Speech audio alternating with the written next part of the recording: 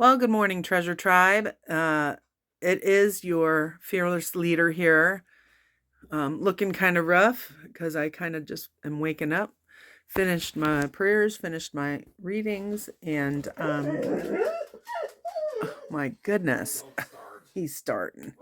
And finishing up my amazing coffee that my amazing husband makes for me. Let me see if I can get that in there. There we go. He makes me some amazing stuff. So, anyway, we're going to do some stuff outside today. We're going to do a little yard work and I'm going to try. My body may say no, no, no, but I'm still going to try. The spirit is strong. And we're going to do some picking out in the garage too. There's some things out there that I think I'm going to put in our eBay store. And he makes the best coffee. And I'm going to see if Mr. T will say hello. Hold, please. Mr. T? Yes? Would you come down and say hello to the peoples? Well, I'm doing listings right now. If you'd like to come down, I would do a little video. Okay, I'm coming. I just have to put my shoes on. Hold, please. All right, here we go. There he is. I got my rollator and my coffee's on my bench. And we're going down the hall to see what Mr. T is up to in his bookshop. I'm coming up. Done today. What? Getting my listings done early. Oh, that's I smart. don't have to do them later today. Since I'm in a cleaning up mood. I can't get past sorry you. about that. I haven't had any traffic through there yet today, so. So you're doing some listings, huh? I am. And I can explain why listing books is one of my happy times because books have ISBN numbers. Oh, yeah. And it's real easy to just locate the one you want when you're doing a listing. I use my phone for all my listing. Mrs. T does not. She only does her pictures on her phone because I like the app and it works for me. So right now I'm just going through and editing my pictures. I'm going to zoom in on you. Okay, well, see, and this was a happy time because this actually worked the way it's supposed to. I list 5 books at a time because that's the recommended minimum to keep your store active. So I have my little stack of books here. I always do them with the empty side face out because I use it as kind of a stand when I take my pictures, and you'll see that in just a moment. So I'm going through, shifting through, editing my pictures, and this actually worked well, so I didn't have to. There are other ways to do it. This is the way I do it, and I love my phone, so it works very well for me. I have this huge phone because I read a lot on my phone. I am one of those people that never goes anywhere without a book, and if I have my phone, I always have a book. So, okay. So, there we've got Henry James, Portrait of a Lady. If I find classics when I'm out thrifting, I always buy them because they're classics. And so some university or high school student's going to want this book, or some person who's interested in edification is going to want that book. So it can sit there for 2 years, I don't care, but eventually somebody's going to want to buy it. So I've got all my pictures taken. When I take my pictures, I take the front cover, I take the side, I take the other side. If there's anything on top, I'll take those pictures, but if not, I don't take those pictures. As many booksellers as I see online who either use the stock photo or take one picture, it's a book. If there's no reason, and there's nothing wrong with the book, as I just saw here, I usually will flip through them. I got to take a picture of that now. To add to your current the pictures listing that I've already taken, because there's a smudge. A little smudge. I don't think it got water damage or anything. I think maybe somebody... Does it go through several pages, or is it just that one? Yeah. Yeah. Oh my gosh, what is this? Yeah, something looks like ink on here.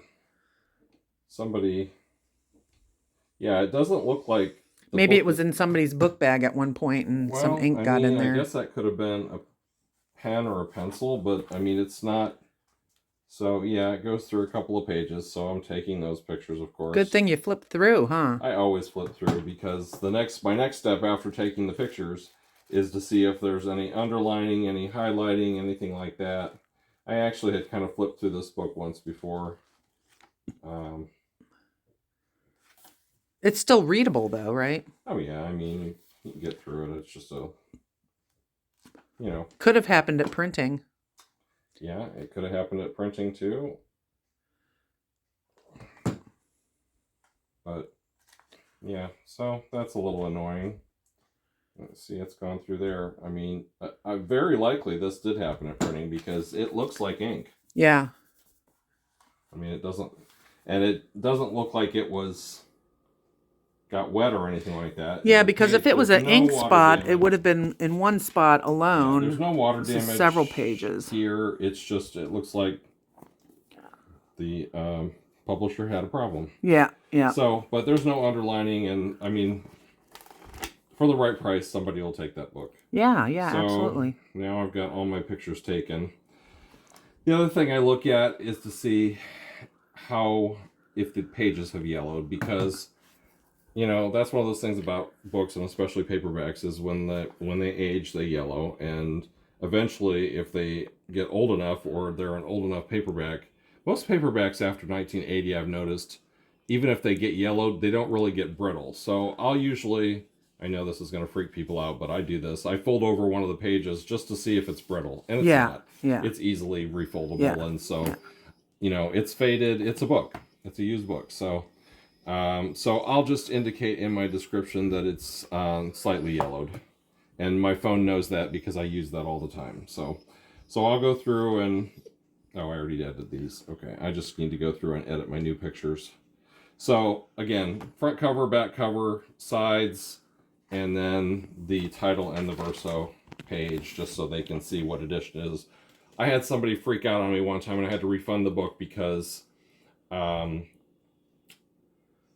they were looking for a particular edition of a classic, and it was not the edition I thought I had. So, you learn. You make mistakes, and you learn. And so I ended up having to refund that book, and it was actually a book that I had so many views, and it took so long to sell it. I was just glad to get rid of the book at that point. So it's just like, because I'll get books that have, I have some right now. I have a couple right now that have 50 views on them, and they haven't sold yet. So what you're doing there now is you're just reducing the size of the picture, because this is just to indicate, just to show the. So Yeah, I'm not really concerned that I image. show the whole page or not. It's just Right. just giving them an idea of what the error is on it. So when they look at it, they're not shocked when they get the book and they Yeah. say, "Oh yeah, it's not."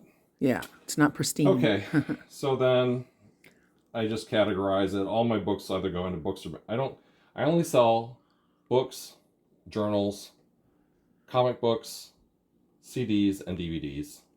I generally don't sell anything else. I do have some sheet music, but I haven't really gotten into it yet, and it hasn't risen to the top. So I'm just labeling this as fiction. I have some other categories that in there that I use because I have a lot of European and American history. Sometimes I'll do those, but most people, they're not looking by subject when they're looking for books. They're looking for a specific title. Okay, so here's my favorite thing ever, is use AI description.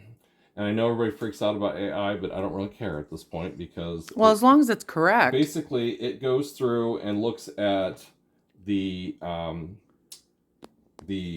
specifics, and it creates a paragraph description of the book. And it works out just fine. So then, like as in this case, I'm going to say it's slight yellowing of pages.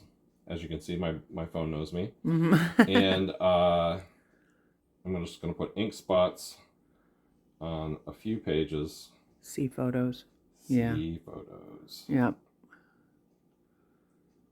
And my phone knows that's what I'm going to say anyways. The other thing I might put in here is if it's a book that has a lot of illustrations in it, I'll put heavily illustrated.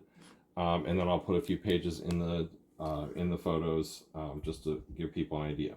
So I just kind of scanned through the paragraph to see if it had anything weird in it. Sometimes it'll put in a sentence that is like, "This is a hardback book." I'm like, okay, I don't want to look like an idiot, so I take "this is a hardback book" out of it and kind of edit it a little bit. And then I'll go through and look at the pricing and see what other people have priced this at. $3.96 is what they're suggesting as the median price for this book. It is a classic. Generally, unless a book is really yellowed or really in bad shape, maybe it's got some damage to the spine or something like that, but I think it's still readable and I'm still willing to sell it. $3.99 is not enough money for me. I am not going to sell something at $3.99 unless I absolutely have to. So this particular book, even though it has a little bit of damage to it, I'm going to sell it I'm going to list it at $5.99, and people will look at it. It's actually in great shape. I mean, if you look at it, it is. The spine is in good shape. The spine is in great shape. It's not. It's in great shape. So if I were to buy that book, this sold for $4.95 when it was sold. I guarantee this book is at least $7.99, probably $8.99 brand new. Plus, depending on whether or not it's got it's got literary criticism in it or not. But no, this is just the novel with an introduction in it. So that is $5.99 for this, and I'll probably get an offer for $5 or something like that to it, and I might accept $5, I might accept $4.50, but you gotta have to really figure out, you're gonna get charged fees. Yeah. I always charge postage, so I'm not gonna lose money on postage, but $5.99, it's worth $5.99.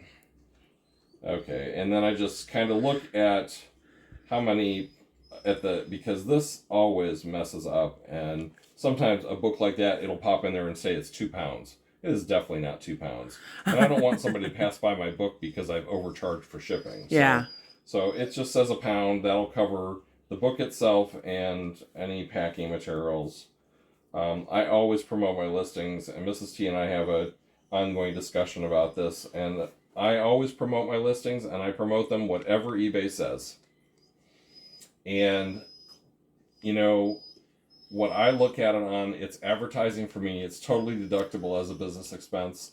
But the one thing about it is, if I get promoted on there, that they're going to take 11% out of it. That's another thing you have to take into consideration. Yeah. They're going to take 11% of this.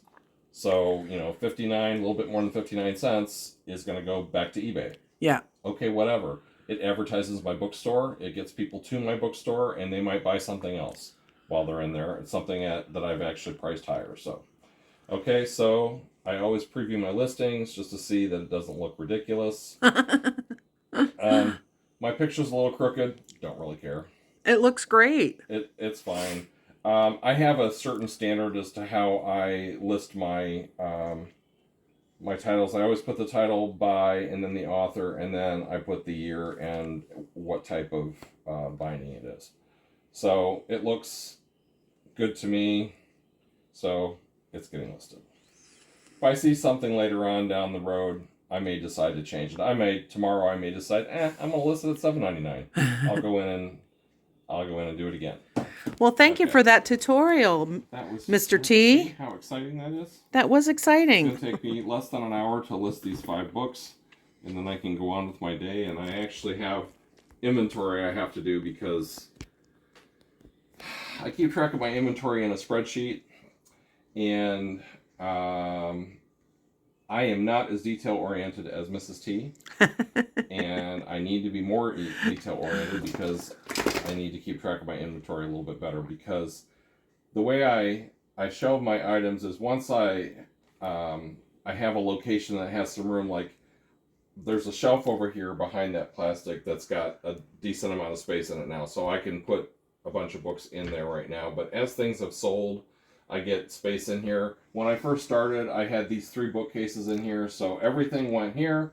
So the books that are on this shelf are the oldest books that I have listed, at least the ones in the back. And then I've filled in with others in the front here since I've gone around. But as I get space, there's a little bit of space there. So I just kind of feed in there, and on my spreadsheet, it tells what location I've identified. This box right here is 1 LV for 1 living room. And so down here, so they go all the way down to 15. And then we move on to the other room, which is also a disaster right now because when I get busy doing other things, because I'm not a full-time bookseller as much as I'd love to be a man of leisure and to sell books, I have to do other things. So when I get busy doing other things I don't have time to do, I do the bare minimum to get my stuff listed and on my way. So that's it. Well, thanks. Thank you. And Thanks, have a nice Mr. T.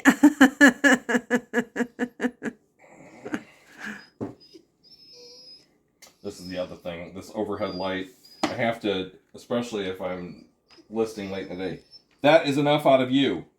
Quiet. Our coworker. He's the devil dog. So today I have the front door open because what is going on here? Oh, it's upset because I didn't list. Okay. Well, everybody, that's it. We had a little tutorial from Mr. T. And I think that's going to be our video for today. And I thank you all for joining us for this quick little tutorial in the morning. And forgive my appearance because I'm going to go outside and sweat. Probably.